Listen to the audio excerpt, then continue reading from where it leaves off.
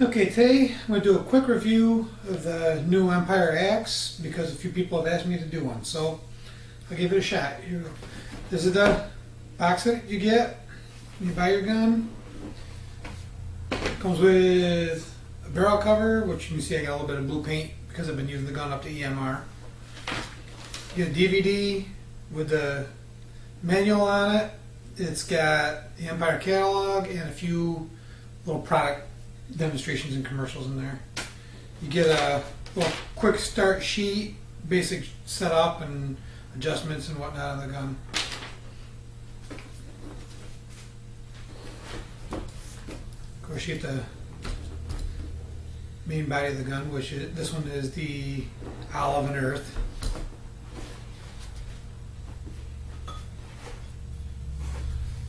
"12" barrel.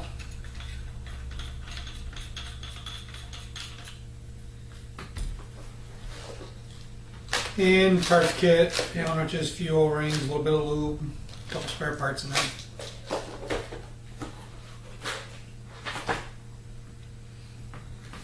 Right, first thing you'll notice that's quite different on this gun from its predecessor, the Invert Mini, is that it does have an on-off ASA. I'll throw a tank on there real quick just so you can see how that works.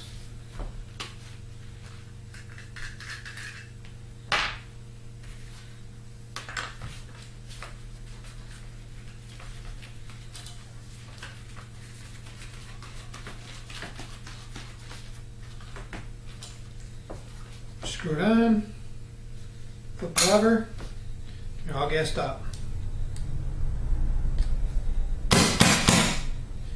You can see there's no real recoil in the gun without paint in it. Try to just hang it so it's just balanced in there.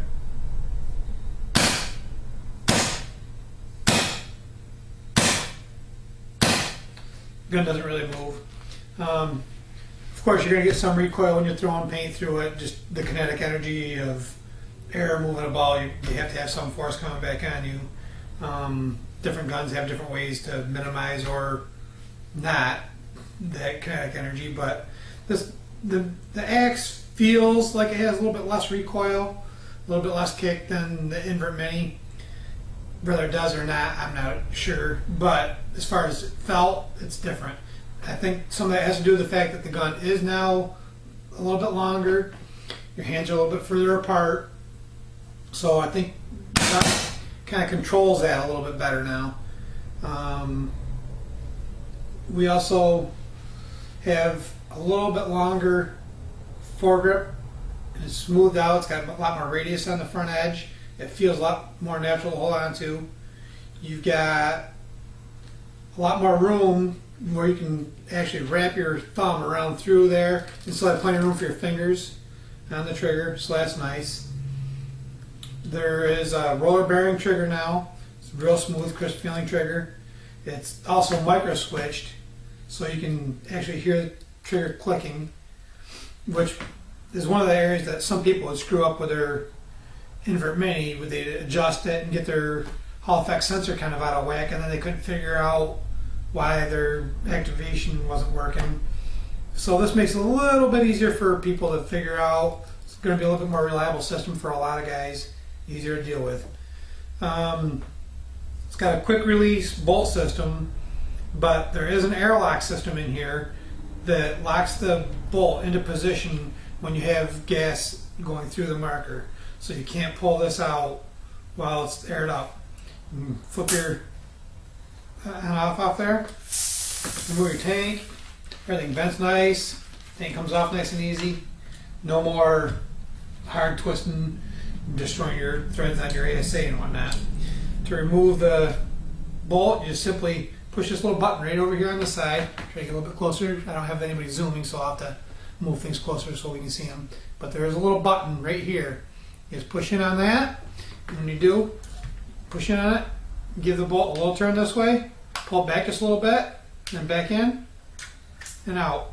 Real simple operation, real easy to get at, clean, keep lubed up. That's another thing that should, lend to more reliability for people. Just the ease of maintenance maybe will actually take a little bit better care of the markers now. And just slide it back in. That's pretty simple. We've shot probably a little over 4 cases through this gun already, and I've yet to break a single ball in the gun. I did get shot in the pack at EMR, and it broke the paint in my pod. And my next reinsertion out, I did dump a hopper full of broken paint into my gun, unfortunately, and had to come back and clean that out. But as far as the gun actually breaking paint, I have not had any issue at all with that yet. And you'll probably see I did do another efficiency test with the gun, and I've been kind of criticized for people not showing the velocity we were shooting at, which I was shooting at about 295 to 298 area at the chrono. Again, I didn't have anybody running the camera for me to zoom in and out on the chrono while I was doing things.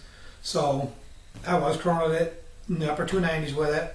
I did run a different barrel because the paint I was running was only about a 692, and this is the paint I was running was actually a 682, I'm sorry. And this barrel is a 692, so it's way overboard, and it would have given really a false set of numbers as far as efficiency went. So we went with a little bit smaller bore barrel on it.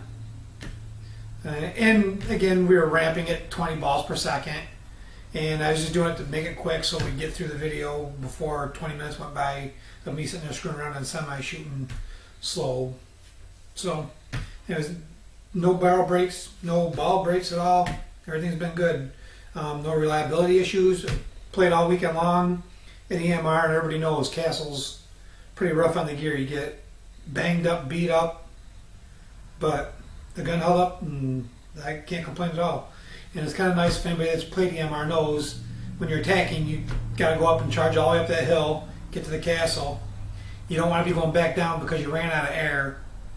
And I was bringing 7 pods up with me, shoot through all my paint, and still have plenty of air left in the tank. So running out of air was never an issue. Running out of paint was another thing. Okay, like I said, it's got a radius cut on the front of the foregrip now. It's a lot more comfortable. Hands are further apart. You can get both fingers in there. The new ASA is great. The bolt removal is great. The only thing that I would like to have seen a little bit different on it, I think I would like to have seen a little bit different feed neck on it. This is the same style as the old Mini. It works fine, nothing wrong with it. It does its job. But some people are kind of disconcerted with the lever flipping around when there's no hopper in there. But when the hopper's on there, it's tight and it works fine. I would rather see them go with something like this one here that's made by Empire.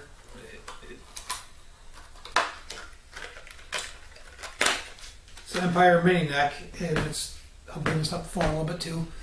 It's a real low rise neck. The collar is kind of independent from the inner collar part, so it can swivel on it. So when you screw this into the gun, doesn't matter where it stops, and you Loctite it in place or whatever you're going to do, you can turn this part of the collar to however you want it. If you're one that likes it in front, you can turn it in front, or if you like it off the side or backwards, or however you want it, you can turn it. Where this one, if something happens and it gets turned, sometimes when you go to put it back in, it doesn't line up right, and people don't really like that too much. On the barrel, I would have rather seen a 14-inch two-piece barrel. Honestly, I feel like that would have made people a little bit more comfortable with the price jump from the previous version of the Mini to the new Empire X. Even though this is quite a bit better gun, as far as the engineering with the on-off and the push-button release and the trigger. It's got a new upper sensor board in there now with a micro switch, the new foregrip. There's enough stuff, that I can understand the price increase, but I think people would have been able to justify it with just those few little things, added to it. A nice two-piece barrel would have been nice. And, something like this with the Evil pipe kit, which Key owns Evil now. I could see where they would be able to bring this kit back and rename it and put an Empire logo on it, and that'd make a nice kit for the gun. You know, it'd be nice if they put it out with a single back and a single front, and then you know you can add to the kit and get your bores. Because paint keeps getting smaller, and 692 barrels don't work real well for everybody anymore. So there are some people that do need big bores, but it'd be nice to have the option to change out. And that's pretty much it for the review of the gun. I'm sure I probably missed something and people are going to have questions, but feel free to post up anything that you want me to cover a little bit more or whatever, and I'll give it a shot. Thank you.